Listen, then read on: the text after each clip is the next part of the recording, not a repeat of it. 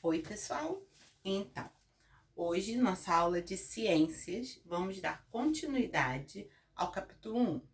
A gente tinha conversado sobre a dependência que um ser tem do outro no meio ambiente, né? Das cadeias alimentares. Vocês fizeram até trabalhos de arte lindos que eu recebi. E a gente fez uma pergunta no final. Que tipo de relação os seres vivos mantêm entre si e com o meio ambiente? Existem várias formas de se responder a essa pergunta, né? Mas eu acho que a palavra que melhor define, não que as outras estejam erradas, mas a palavra que melhor define é a interdependência. Ou seja, um ser depende do outro, né? Nós dependemos tanto dos seres com vida como dos seres sem vida, certo? E para poder continuar esse sistema o ecossistema, né? Um sistema de vida. Um ser depende do outro. Muito bem. Agora o livro vai entrar com um texto sobre entender ciência. E como a gente sempre fala, a tia já explicou como é que se estuda textos. Então a gente vai fazer a primeira leitura, eu vou fazer com vocês rapidamente.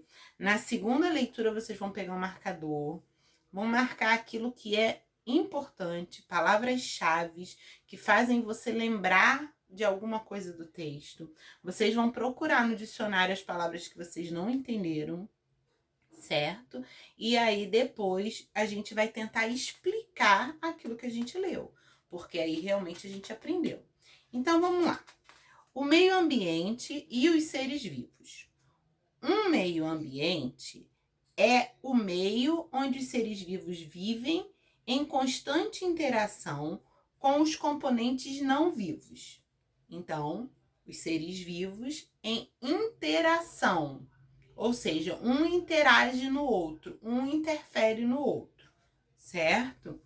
O ar, a água, o solo e a luz solar são alguns componentes não vivos importantes do meio ambiente. Esses componentes promovem diferentes condições ambientais às quais os seres vivos estão adaptados. No ambiente, as plantas retiram águas e sais minerais do solo, e na presença da luz solar e do gás carbônico do ar, produzem glicose e liberam gás oxigênio para a atmosfera. Já no caso dos animais, há aqueles que se alimentam de plantas e aqueles que se alimentam de outros animais ou de ambos.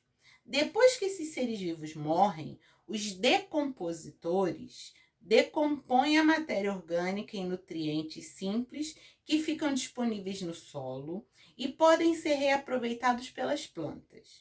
A dependência entre os seres vivos e o meio ambiente é tão grande que mudanças ambientais podem afetar a sobrevivência de muitos deles. Grande parte dos problemas ambientais é consequência da exploração de recursos naturais pelo ser humano de modo predatório, sem pensar nas consequências para os seres vivos, incluindo o próprio ser humano. Há pouco tempo nós falamos sobre isso naquele trabalho do planeta Terra, né? Então ele vai falar sobre os ecossistemas. A Terra é formada por muitos ambientes diferentes. Cada ambiente é constituído por um conjunto de componentes não vivos e de seres vivos. Aí ele mostra uma imagem do ambiente de floresta, onde existem seres vivos e componentes não vivos. Na outra página, na 110, ele vai falar: os seres vivos e os demais componentes do meio ambiente estão em constante interação. Novamente, veja que isso é importante. Os componentes vivos são denominados de bióticos. E os componentes não vivos são denominados de abióticos. Porque essa letrinha A na frente da palavra, ela quer dizer que não existe. E bio é vida. Então, bióticos com vida. Abióticos sem vida. O conjunto constituído de componentes bióticos que interagem com componentes abióticos denomina-se ecossistema. Uma floresta e um oceano são exemplos de ecossistemas naturais. Já um aquário e um jardim são ecossistemas artificiais, porque são resultados da ação do homem, da ação humana, desculpem. Até a água acumulada entre as folhas de uma bromélia pode ser considerada um ecossistema, no qual vivem muitos seres vivos, a maioria visível apenas com o uso de microscópio. Aí vocês têm do lado uma imagem de um aquário, né?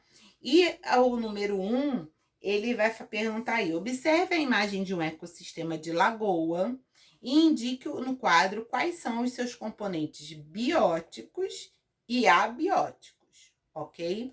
Então, eu vou querer que vocês leiam novamente o texto, desde lá da página 109, primeiro. Venham marcando o que é importante. Procurem no dicionário o que quer dizer predatório. É uma palavra diferente. Predatório. O que será que quer dizer? O que quer dizer decompositores? Procura no dicionário o que são decompositores, certo? O que seria matéria orgânica? Olha quantas palavras eu tô deixando aqui para vocês pensarem no texto, tá?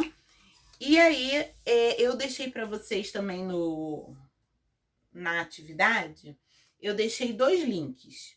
Um link é uma aula sobre ecossistemas com um mestre em biologia. Então, é claro que ele vai falar... Vocês gostaram do meu chapéu? Fiquei bonita de chapéu, hein? É claro que ele vai falar de coisas que a gente não está estudando ainda. Mas ele é muito engraçado. E a aula dele é muito divertida. E eu acho que vai complementar o estudo de vocês, certo? Ninguém precisa decorar o que ele falou, ninguém precisa estudar aquele vídeo. É uma ilustração, é um complemento, um aprofundamento do que a gente está estudando.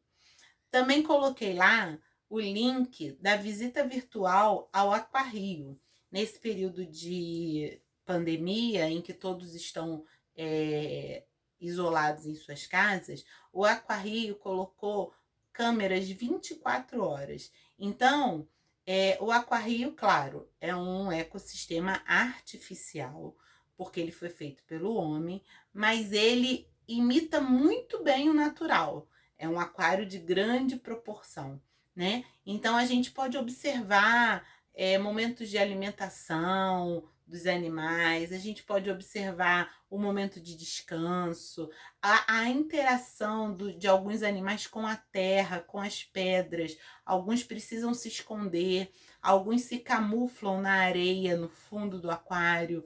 Então, é interessante ver essa interação dos seres bióticos com os seres abióticos, ok? Muito bem.